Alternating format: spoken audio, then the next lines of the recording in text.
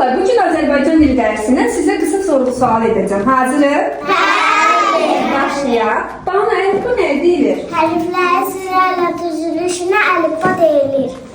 Nisanur, əlifbada neçə hərf, neçə səs var? 32 hərf, 34 səs var. Afərin. Təbriz hərflər nə üçün icad olunur? Məsələ bir-biriylə yazı ışıq qısın deyə. Afərin. Raul, hərf nədir?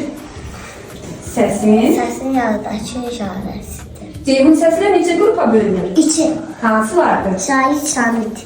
Sait səslər, samit səslər. Aysun, sait səslə samit səsin fərqi nədir? Sayı səs uzanır, heca yaradır.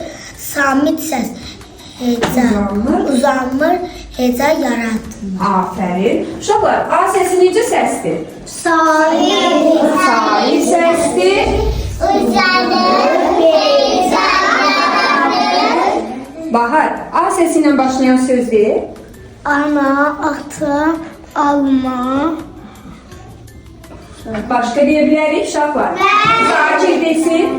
Alma, armud, ana, ağac. Afərin, supersiz uşaqlar. Çox sağ olun.